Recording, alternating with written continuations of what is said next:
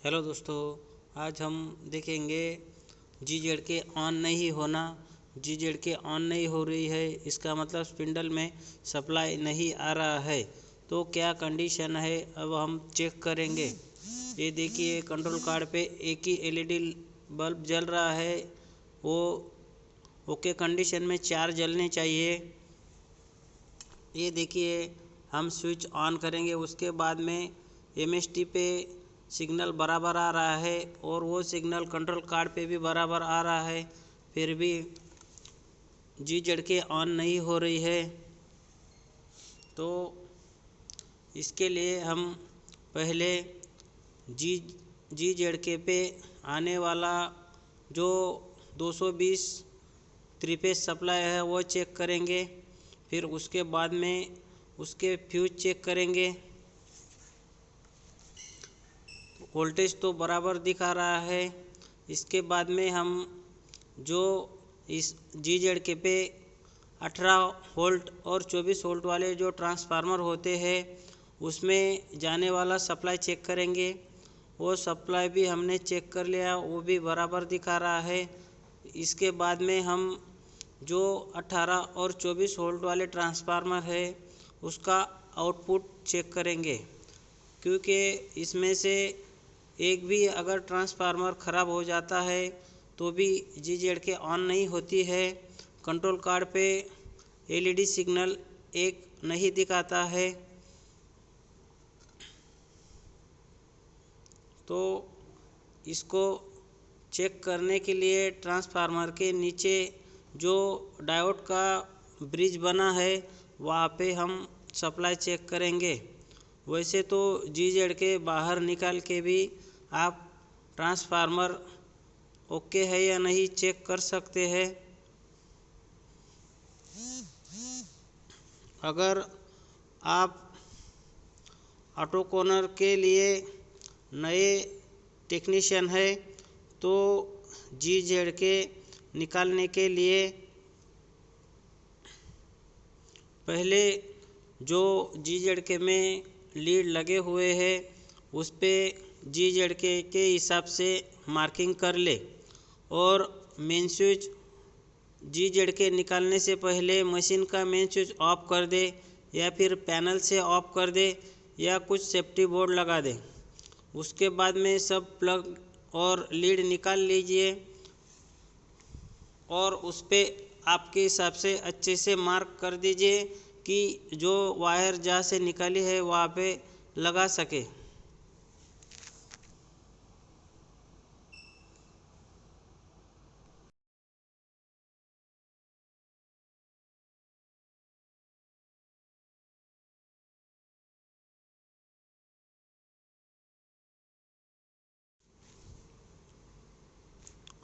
फिर जीजेड के बाहर निकालने के बाद में जो 18 और 24 वोल्ट का ट्रांसफार्मर है उसके इनपुट में आप बाहर से सिंगल फेज सप्लाई दे दीजिए और फिर उसके बाद में जो ट्रांसफार्मर का आउटपुट है वहाँ पे आप आउटपुट सप्लाई चेक कर सकते हैं। इस तरीके से आपको पता चल जाएगा कि कौन सा ट्रांसफार्मर ख़राब है। फिर वोल्टेज चेक करने के बाद जिसमें वोल्टेज नहीं आ रहा है वो ट्रांसफार्मर आप बदल सकते हैं।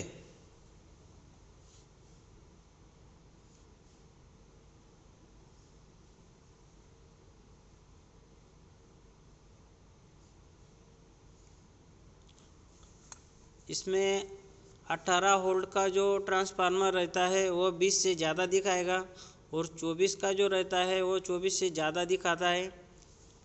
तो इसमें 24 वोल्ट वाला जो ट्रांसफार्मर है वो ख़राब है, तो हम उसको बाहर निकाल लेंगे।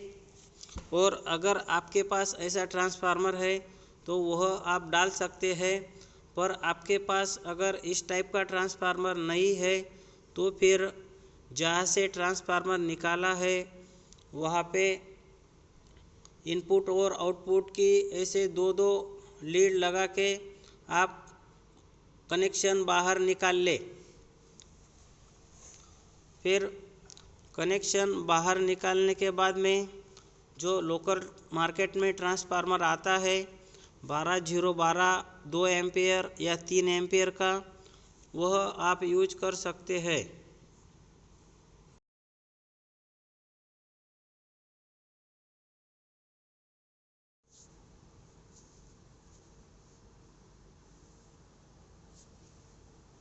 इस तरीके से दो लीड निकालने के बाद में अभी ये जो ट्रांसफार्मर दिखाया गया है लोकल मार्केट वाला, यह आप यूज कर सकते हैं। अगर आपके पास वो कंपनी वाला जैसा ट्रांसफार्मर है वैसा नहीं है तो फिर लोकल मार्केट से लाके ये जो दिखाया गया है यह ट्रांसफार्मर यूज कर सकते हैं। उसका जो 12012 है उसमें का 12 यह 2 लेना है तो वो 24 बन जाएगा। जीरो वाला जो वायर है वह छोड़ देना है और फिर GZ के लगाते वक्त आपने जिस हिसाब से मार्किंग की है वह कनेक्शन आपको बराबर देख के लगाना है।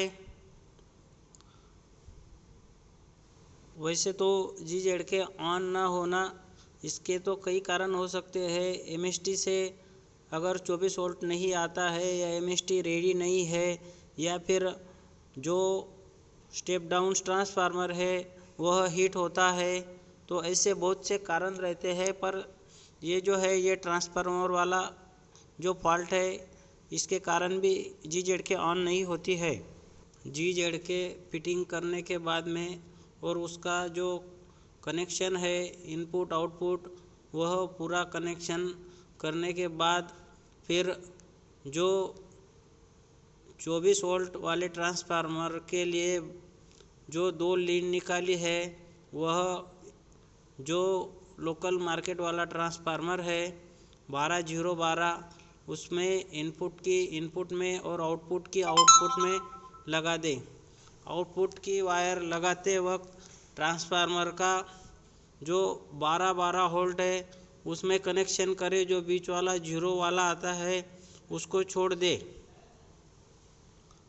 तो ये 24 वोल्ट हो जाएगा। इसी तरह अगर 18 वोल्ट का ट्रांसफार्मर भी ख़राब रहता है और आपके पास वो PCB माउंट वाला ट्रांसफार्मर नहीं है तो उस जगह पे भी आप लोकल मार्केट का 18 वोल्ट का ट्रांसफार्मर इस तरह से GZ से वायर लगा के कनेक्शन बाहर निकाल के वो भी यूज कर सकते हैं। तो ये भी लोकल मार्केट वाले ट्रांसफार्मर भी बहुत दिन तक चल जाते हैं। तो हमारा अभी कनेक्शन पूरा हो गया है तो हम मशीन का मेन स्विच ऑन करेंगे